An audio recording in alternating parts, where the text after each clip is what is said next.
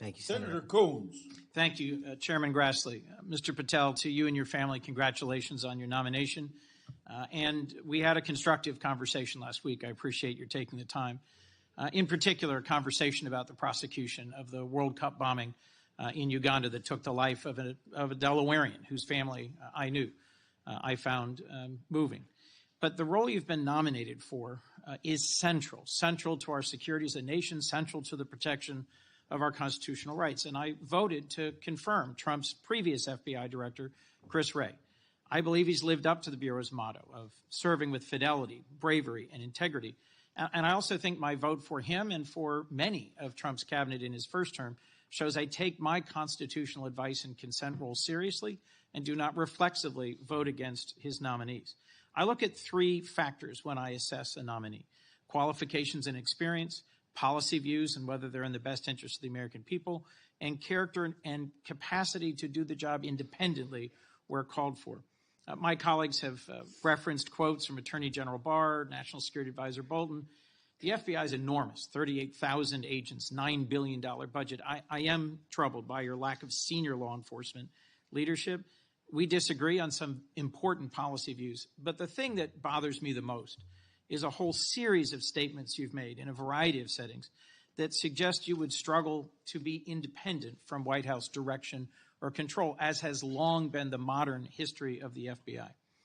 Who does the director of the FBI work for, Mr. Patel?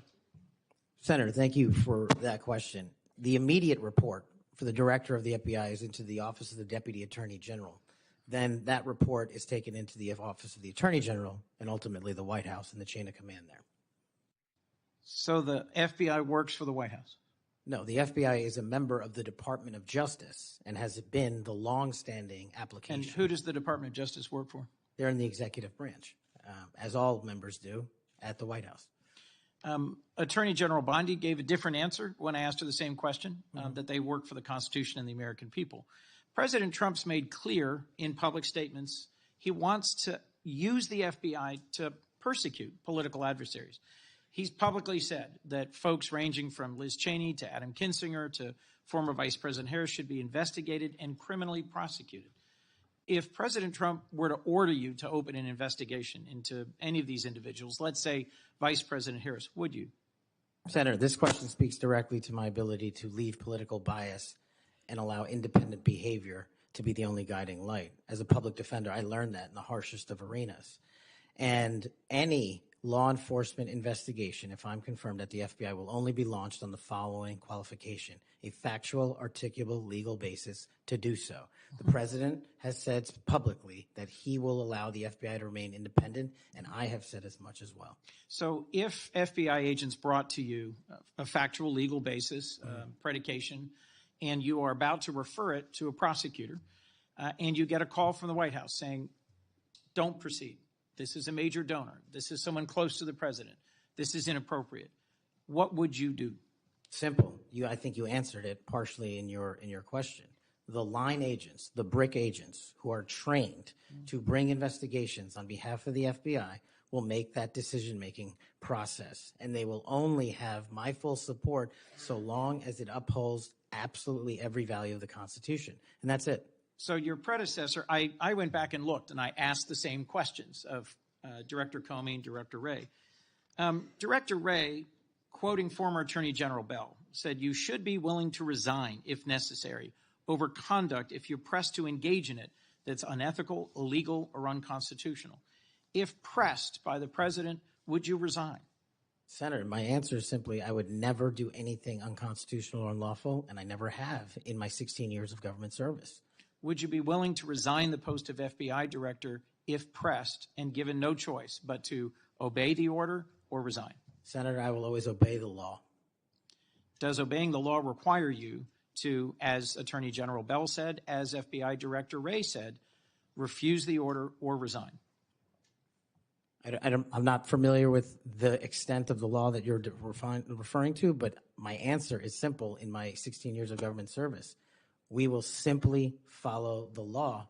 And I've done that in Obama Justice Department, in Republican Justice Departments, in the Obama military, in Republican civilian capacity. I have never once wavered from my constitutional oath of office. Mr. Patel, your predecessors in this role have been clear that they would be willing to resign if forced or directed to do something unethical or illegal.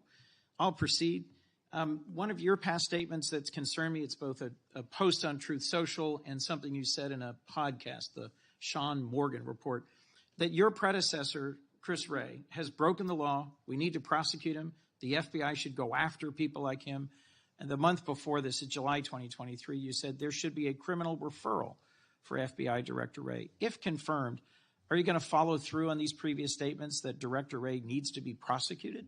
Senator, this reminds me of the conversation you and I had, which I greatly appreciated. There is enough violent crime in this country and enough national security threats to this country that the FBI is going to be busy going forward preventing 100,000 overdoses, 100,000 rapes, and 17,000 homicides. We agree that prosecuting violent crime should be the principal focus of the FBI.